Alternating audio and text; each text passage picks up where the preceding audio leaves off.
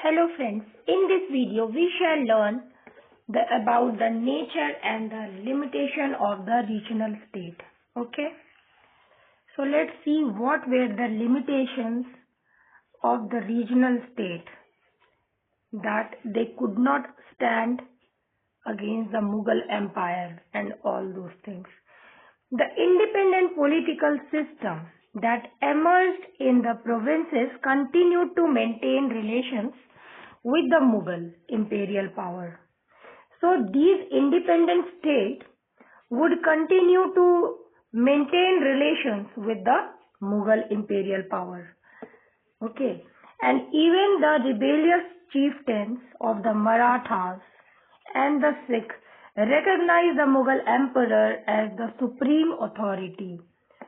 So this means clearly that the regional states were independent.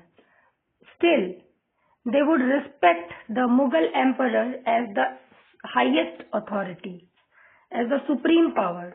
Okay. Next point is the polity that emerged in these states were regional in character and was functional with the collaborative support of various local groups such as landlord, traders, local nobles and chieftains. Of course, there were some exceptions. For example, in Mysore, the ruler did not recognize the local chieftains.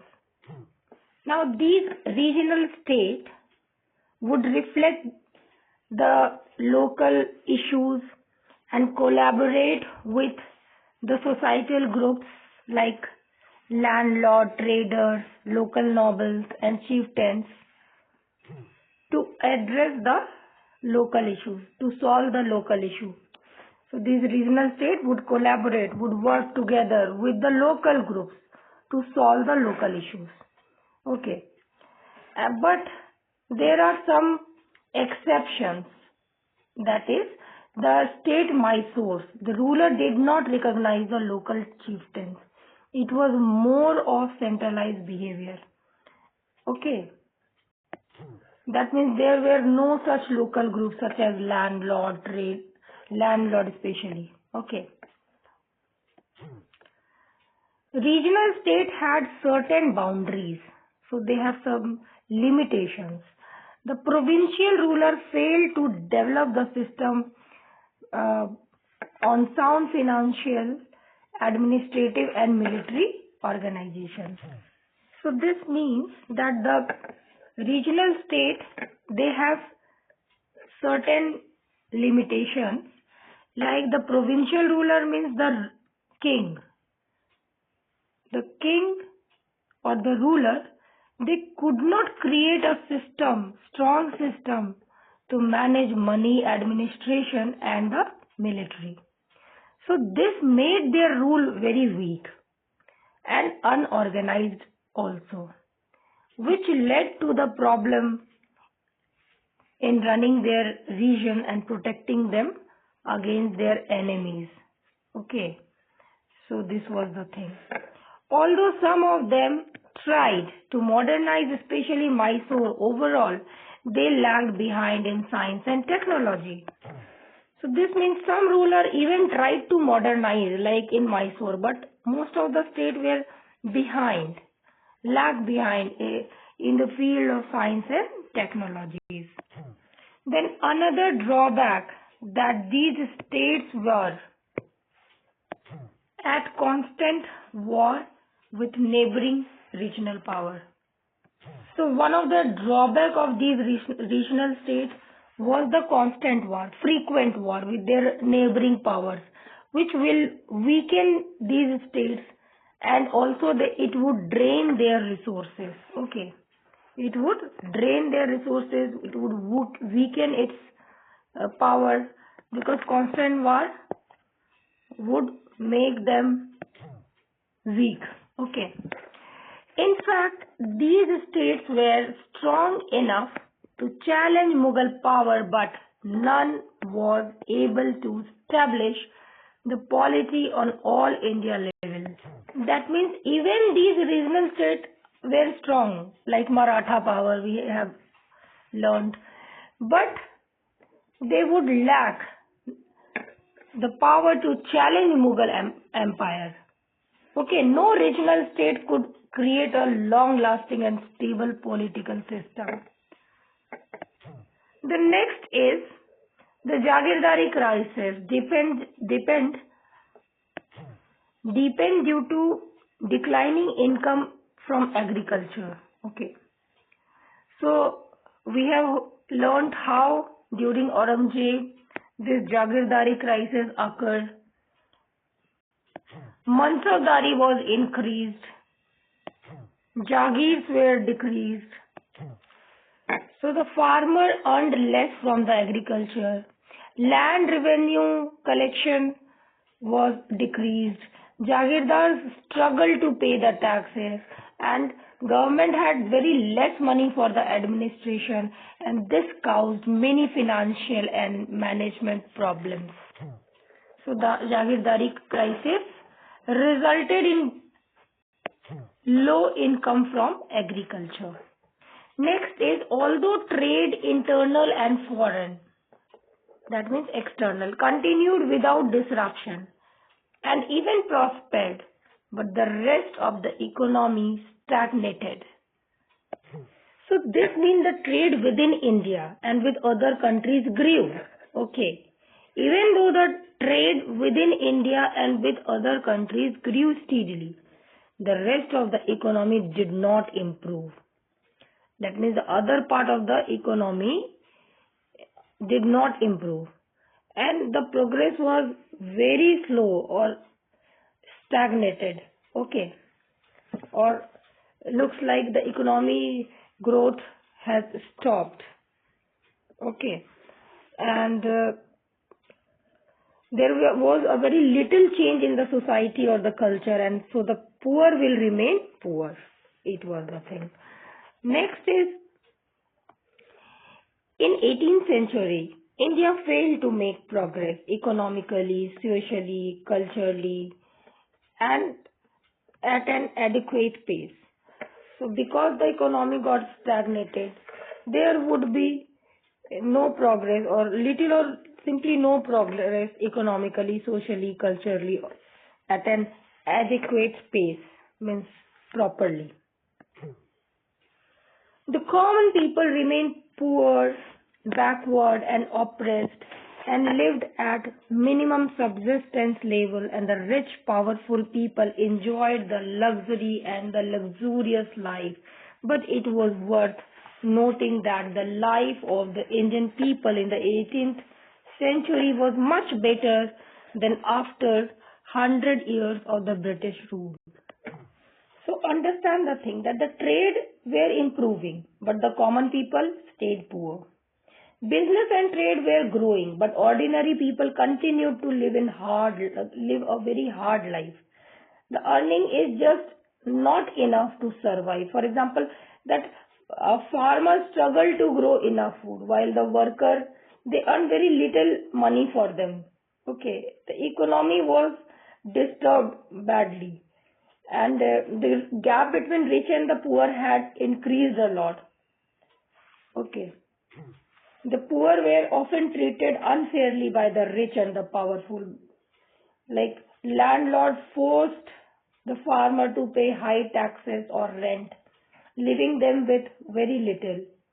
Different lives for the rich and the powerful.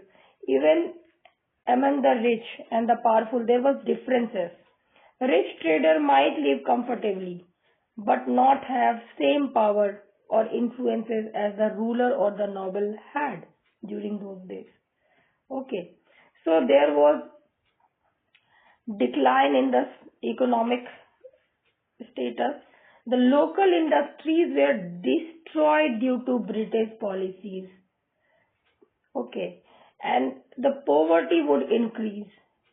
So common people faced more exploitation and had fewer rights. Like the life under the British rule become much harder for the ordinary Indian as compared to the 18th century. That's as simple. Okay. So this means that the life of most Indian people were better in 18th century. before the British took full control. They had more freedom and their local industries like weaving were doing so well. But after 100 years of British rule, things will become worsen. Our economy become very weaker. That British policies would disturb the Indian industries and exploited them a lot, exploited the people, and this would result in increase in the poverty, and British would replace the Indian tradition as well with their own, and unfair treatment was being done for the common ordinary people, as they will be given very fewer rights and would be treated badly. So life had become much harder for Indians after the British rule had started. This thing only. Okay. Now agriculture. We will learn about agriculture. However, agriculture was technically backward, but this working class rarely got the fruit of their labor. They were forced to pay exorbitant sum to the state landlord, jagirdars and revenue farmers, but this became worsened under the British rule. Now see that the agriculture was not advanced. The farming techniques were very simple and outdated. So it was very difficult for the worker to pay the heavy taxes. Farmers were doing hard work, but they were getting very little reward in return. Farmers were working very hard in their fields, but they were unable to enjoy the benefit of their hard work, of their labor they are doing. They had to pay huge amount of money to the state landlords, jagirdars, revenue farmers, and this would make their life miserable. See, exorbitant sum means extremely high or very unreasonable. The taxes were unfairly high, and this made it very hard for the workers to survive.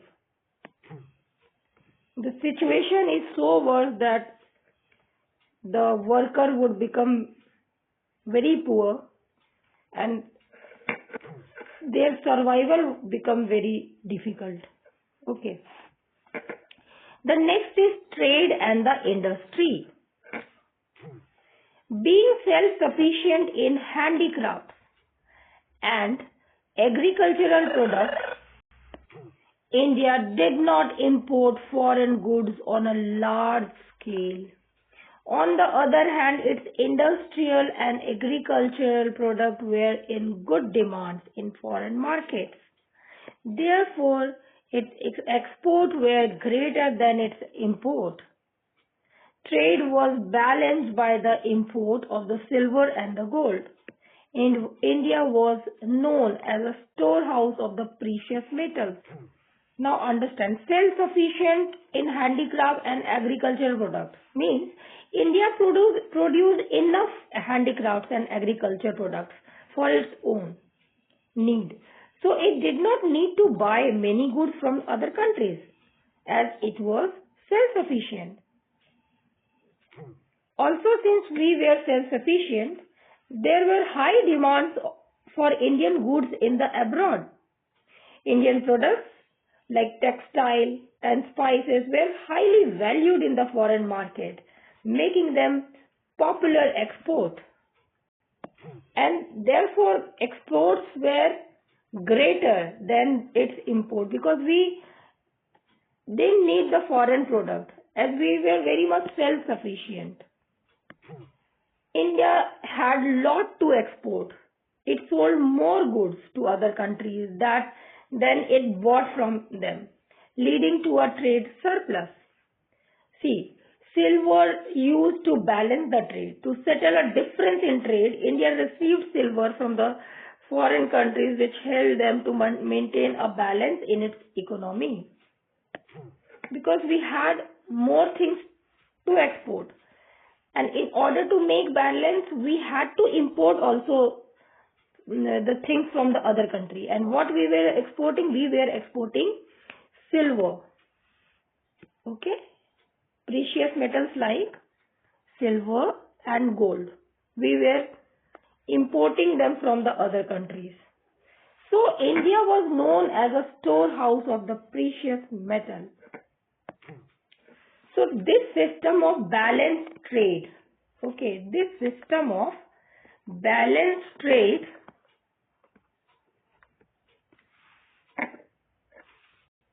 would help India's economy as a strong and self-reliant, but before British rule. After the British rule, the situation would become worsened. But before British rule, India was self-sufficient in handicraft and agricultural products and did not import that much foreign goods on a large scale. On the other hand, industrial and agricultural products were in good demand in the foreign market, and therefore its exports were greater than its imports. And in order to balance the import, they would have to buy or import for silver and gold.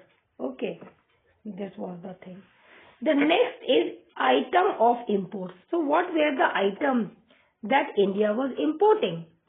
Persian Gulf region, pearls, raw silk, wool, dates, dried fruits and rose water.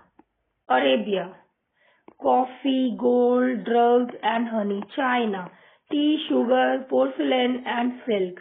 Tibet, gold, musk and woolen clothes. Africa, ivory and drugs. And Europe, woolen clothes, copper, iron, lead and paper. So these were few items of import. And what were the items of export? So the item of exports were cotton, textile, raw silk, silk fabrics, hardware, indigo, saltpetre, opium, rice, wheat, sugar, pepper, and other spices, precious stone, and drugs. So all these items India was exporting.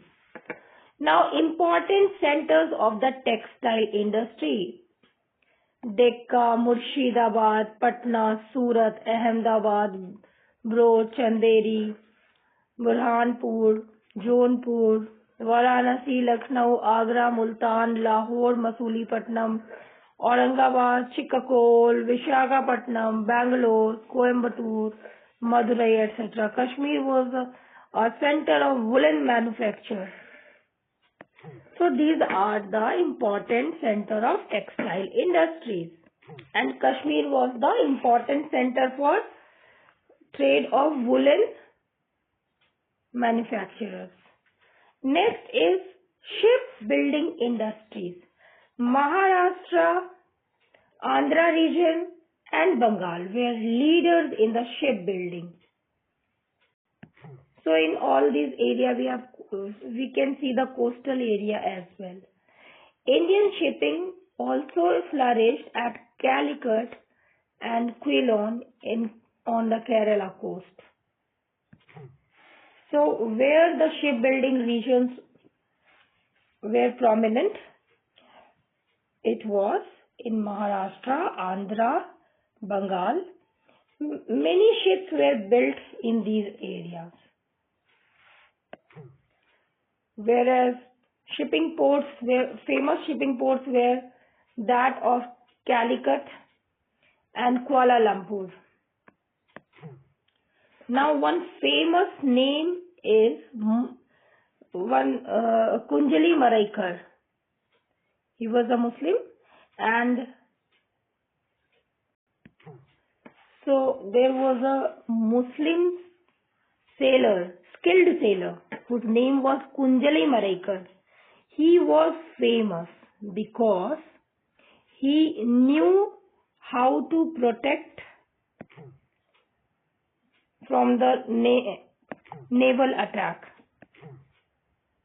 So the Zamorim of Calicut used this Muslim Kunjali Maraikar to protect from the Portuguese.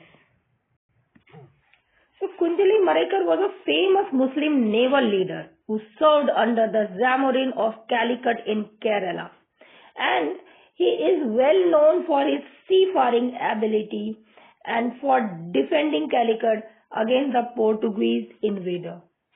Kunjali Maraikar was the chief of the Zamorin's navy and played a key role in protecting the coastline of Calicut from Portuguese attacks through naval warfare. This was the thing. Shivaji Bhosle navy defended well on the west coast against the Portuguese. According to the Bipin Chandra, European company purchased many Indian-made ships for their use. So Shivaji Bhosle was the Maratha ruler, and he built a strong navy that successfully defended on the western coast of India against the Portuguese influences. His naval forces were instrumental in protecting the Marathas' empire's territory along the coast. So Shivaji Bhosle was the Maratha ruler, and he built a very strong navy that successfully defended against the Portuguese in the western coast of India. And his forces, especially the naval forces, were known for protecting Maratha Empire along the coast. And European company bought many ships for their personal use, for their own use from the India. So Indian-made ships were used by the European as per the historian Bipin Chandra. So this highlights the skills and the quality of the Indian shipbuilding during that time. Next is the status of education. Education in 18th century was still traditional and could not match with the rapid development in the West. Knowledge was confined to literature, law, religion, philosophy, logic, and excluded the study of the physical and the natural sciences, technology, and geography. Elementary education was widespread among Hindus and Muslims. Hindu and Muslim primary schools were called as Pathshala and Maktab respectively. Education was confined to reading, writing, and arithmetic. Lower caste children sometimes attended schools, but the presence of the women was rare. Chatuspati or Tolas, as they were called in Bihar and Bengal, were the center of higher learning. Some of the famous centers of higher learning of Sanskrit learning were in Kasi, Varanasi, Tirhut, Mithila, Nadia, and Utkal. Madrasas were institutions of higher learning for Persian and Arabic. Persian being the code language and learned by Muslims as well as Hindus. Azimabad, Patna was a famous center of Persian education. Those interested in the study of Quran and Muslim theology were required to acquire proficiency in Arabic. Now, education was traditional. This means in 18th century in India, education was old-fashioned. Why? Because they mainly focus on the subject like religion, philosophy, and law. For example, students learned ancient texts, but they did not study the modern subjects just like science, geography, etc.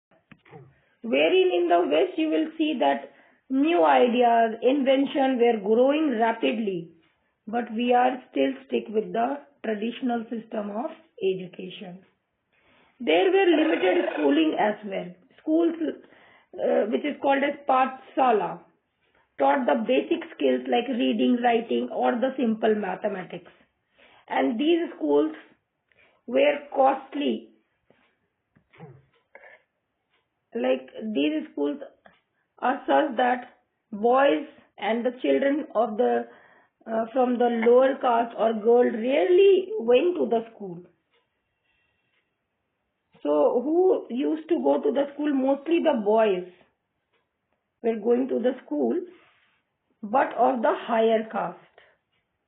Children from the lower caste or girls, they rarely go to the school. For example, in rural area, children might learn how to write and read, but not beyond that. They were not learning science and technologies, new inventions, techniques. Okay. Now, higher learning centers in places like Bengal and Bihar, there were special schools like Chatuspatis or Tolas, where more advanced learning took place.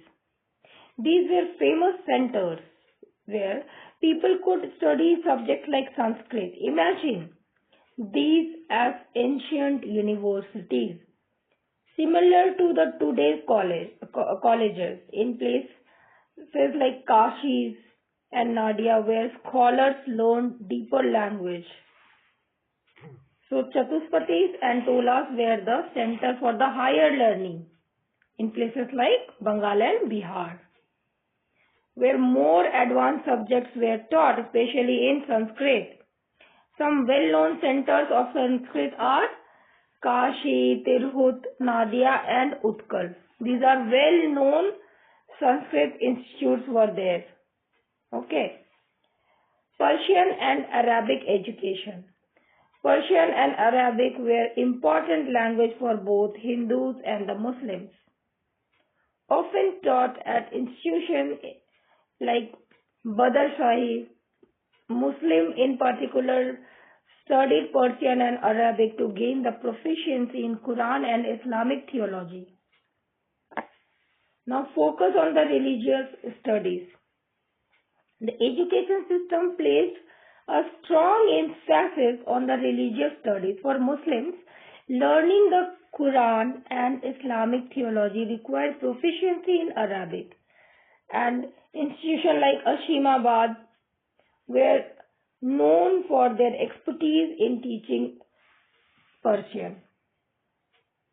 So we can say that education was mostly about the religion, where Muslim focused on learning Arabic to read the Quran, and examples are there that school in places like Asimabad specialized in teaching Persian language, and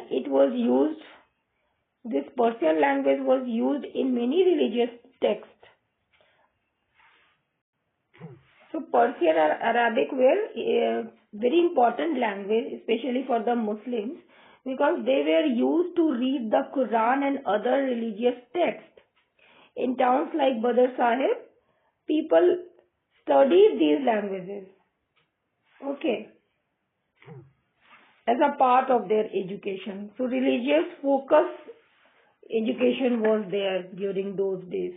Since Persian and Arabic, especially Persian was the court language, so it was learned by both this Muslim and the Hindu. Both had to learn the Persian language because it was the court language, like how we are learning English today. Okay. Azimabad, Patna was the famous center of the Persian education. Those interested in the study of the Quran and Muslim theology were required to acquire the proficiency in Arabic, because the religious text uses this Arabic as well as Persian language. Okay. The next topic is societal setup. The societal setup. Many castes, many sects. The society of 18th century India was characterized by the traditional outlook and the stagnation. People were divided on the basis of the caste, religion, region, tribe, and language. The family system was predominantly patriarchal, and the caste was central feature of the social life of Hindus. Apart from the four Varnas, Hindus were divided into several subcastes. However, the choice of the profession was mainly decided on the basis of the caste.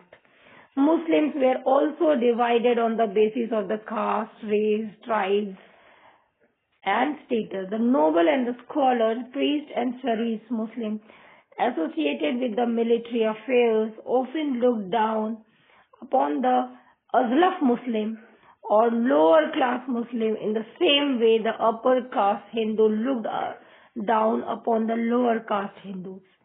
The caste proved to be the major divisive force and element of disintegration in 18th century India. So the society in the 18th century was very much traditional and stagnated at the same time. So this means stagnated means lack of progress. Okay. So how was the caste system? The caste system was the central part of the Hindu society that determined the person's role or the social status. Okay. So this means that the people were divided on the basis of caste, religion, region, tribe, and language. Okay. And this caste system has divided our society in many aspects, from jobs to marriage. Means one person would opt for the job according to the caste he or she belongs to. One person would marry to its same caste he or she belongs to. It was like that. The patriarchal family structure. Okay. And this means that the family was largely patriarchal, meaning that the men held the main authority in the household, making most of the decision. And the women were not allowed to take the decision. They had to follow the men. Then the religion and the religious division. Regional and the religious divisions. Let's understand this. So people were also divided by religion like Hindu, Muslim, etc. And the regions like Bengal or Maharashtra. So it was another division, regional division and religious division. Caste division will come under the religious division, whereas the state division will come under the regional division. And even the tribes or the language, so different languages are spoken by different states. This led to the different communities with distinct ways of the life. Next is the stagnated society. So the overall outlook of the society was traditional, meaning that people followed old custom and beliefs without much change or progress. There was little room for the new ideas or improvement. So society largely stuck on the old ways and was resistant to change. This was also one of the things. They don't want to change also. They were sink in their old ideas, and this led to the stagnation in many areas, including the education and the social reform. So it was very difficult to change because all were stuck in their old ways only. They were resistant to the change. Thus people were divided socially, and this caste determined the people's role in the society. So the lower caste people faced lots of discrimination. Okay. and were excluded from the social, religious, and economic activities, also from the education as well. Thus, the unity was weakened, and the caste led to a rigid social structure which will prevent the reform or innovation, which would give very less space for innovation, and this would lead to the stagnation of the society from progressing or adapting any new ideas which contribute to its decline in the 18th century. Okay. Next is the position of the woman in India or in society during those times. The patriarchal family system was prevalent in India. Women of the upper caste stayed at home. Women of the lower caste worked in the field and outside the home to help and support the family income. Some old and exploitative social practices like parda, sati, child marriages, polygamy were in practice. Okay. The plight of Hindu widows was generally pitiful. The evil of dowry was particularly widespread in Bengal and Rajputana. The king Savai Jai Singh of Amer and Maratha commander Parshuram Bhau tried to promote widow remarriage but failed. Now understand the thing that in 18th century, the family system was patriarchal. That means the men would hold the power and the women had only limited roles. They are not supposed to make decisions. Especially women of the upper caste, they had to stay at home and focus on the household duties. Okay, from cooking and all those things, household work, cleaning, maintenance, all those things. And women who work in the field are basically typically from the lower background. So women from lower caste would work outside the home in the fields or other jobs to support their family's income. Okay. And the upper caste women are stuck to the domestic work. There exist some evil social practices as well, like parda system, sati system, child marriage, polygamy. These were the common evil practices existed in the society during those days that has exploited the women a lot and limited their freedoms and rights. The condition of widows were more pathetic.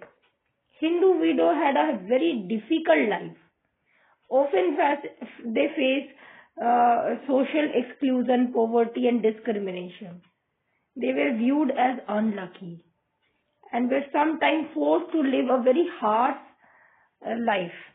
Okay.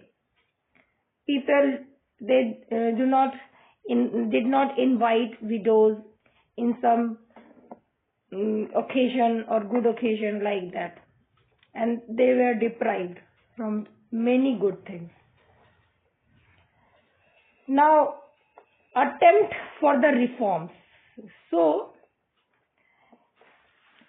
some leaders like King Savai Jai Singh of Jaipur and Maratha commander, then Parshuram Bhau, Maratha commander Parshuram Bhau, and Savai Jai Singh, the king of Jaipur, they tried to promote the widow remarriage, but their effort failed due to strong traditional and social opposition.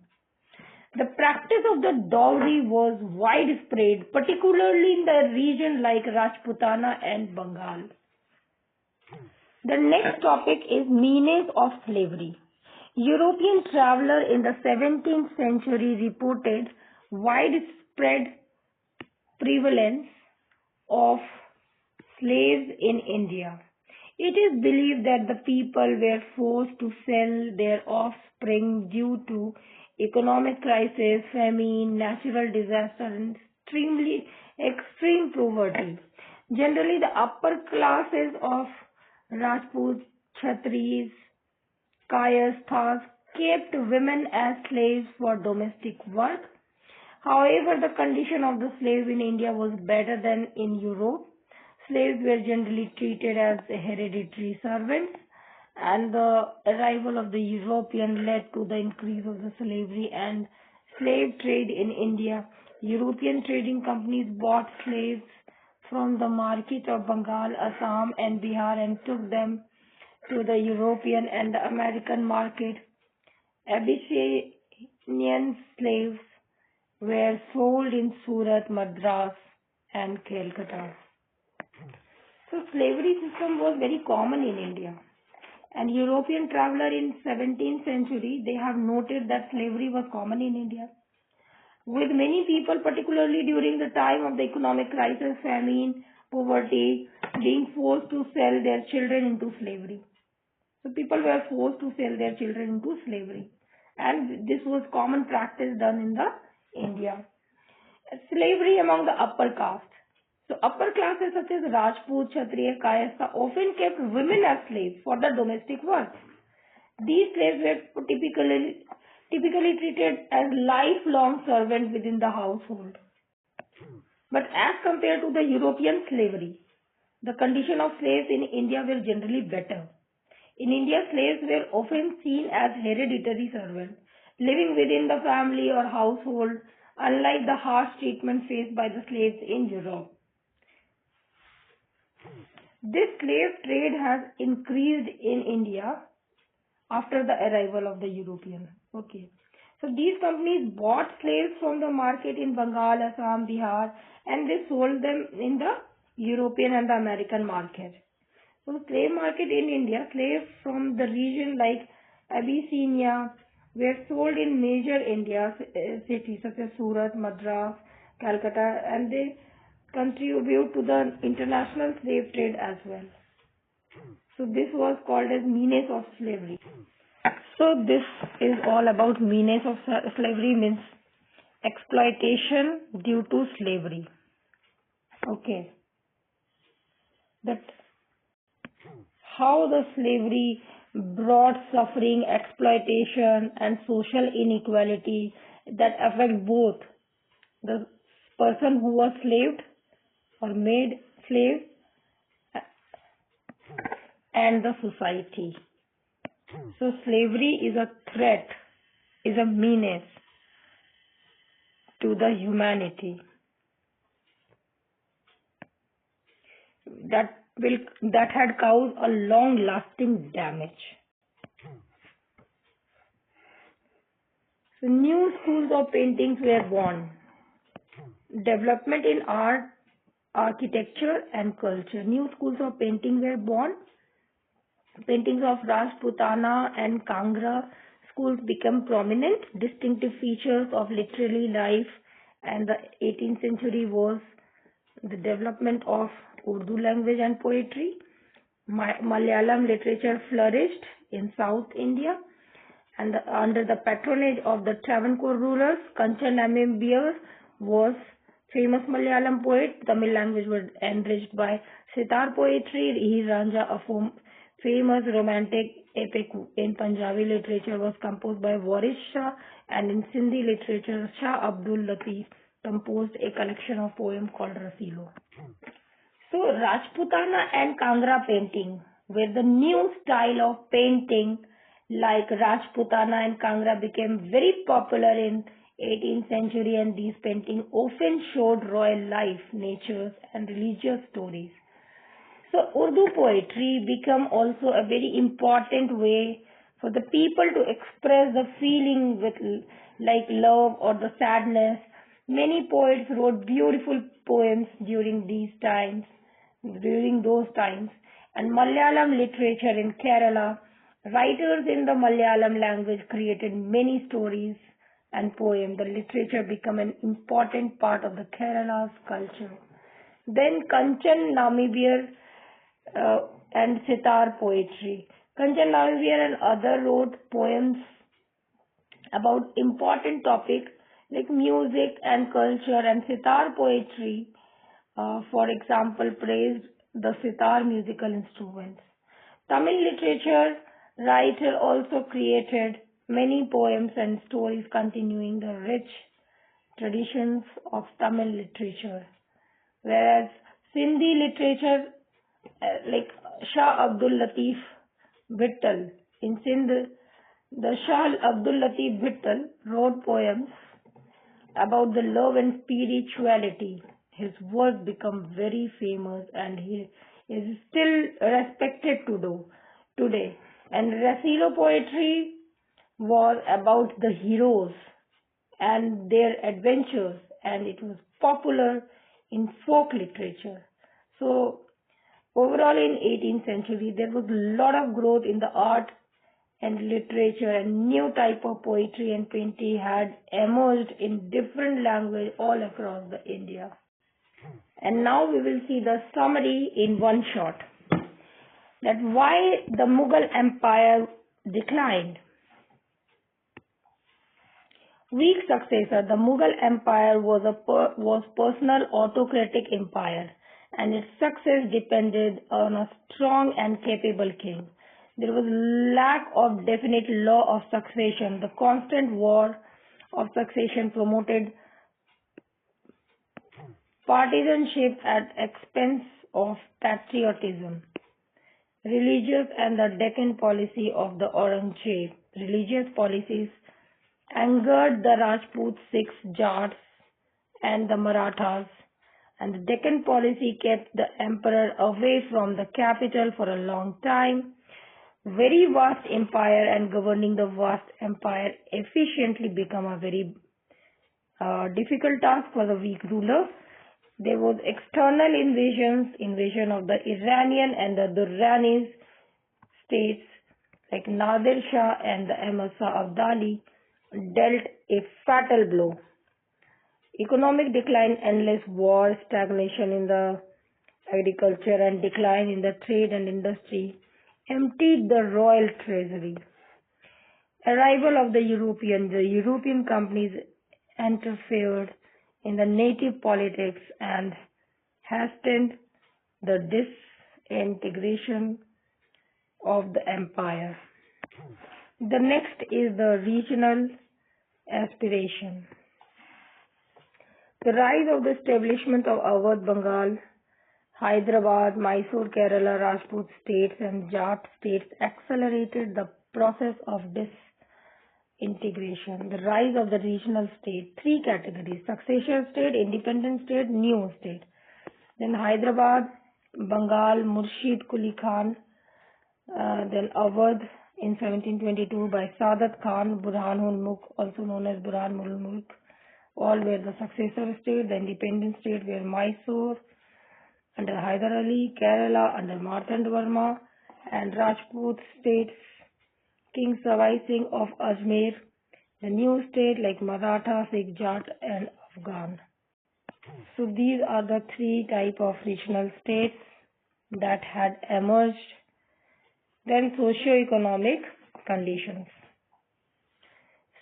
Agriculture, stagnant and technologically backward agriculture, which is compensated by very hard work of the farmer. The farmer paid revenue to the state landlord, Jagirdar and revenue farmers. Major produced crop like rice, wheat, sugar, pepper, spices, cotton, etc. Trade and industries, trade flourished, cotton textile, raw silk, fabric, hardware, indigo, saltpetre, opium, rice, wheat, sugar, pepper, spices, precious stone and medicines were exported. Gold, musk, woolen clothes, copper, iron, lead, paper, porcelain, pearls, dates, dry fruits, coffee, tea, ivory, rose water, etc. were imported. The textile industries was famous for its produce, and the shipbuilding industries flourished. The metal industries was also well developed. Now education. The primary education is provided through the Pathshala and Maktabs, Chatuspati or Tolas among the Hindu and the Madrasas, where the institution of the higher education, lack of the study of the science and technology and geography were common society. Apart from the four Varnas, Hindus were divided into several subcastes and the nature of which varied from place to place. Then Muslims were also divided on the basis of the caste, race, tribe and status, even though their religion preached equality. Then the art, architecture and culture. Asaf ud-Daula built Imambara in Lucknow. Asaf ud-Daula in 1784 built Bada Imambara. Sawai Jai Singh built Pink City Jaipur and 5 astronomical observatories: Delhi, Jaipur, Mathura, Banaras, Ujjain. The painting school of Kangra and the Rajputana had emerged prominently. Urdu and the poetry developed in northern India. Prominent Urdu poets were Mir Sauda Nazir and Mirza Ghalib. Regional language was developed. Tamil language was enriched by Sita poetry. And this is all in today's lecture. In the next class, we will start a new chapter, that is expansion and consolidation of the British power, the British imperial history. So this is all for today's lecture. Okay, thank you. We'll meet again in the next video lecture where we'll discuss chapter 5. Okay, thank you.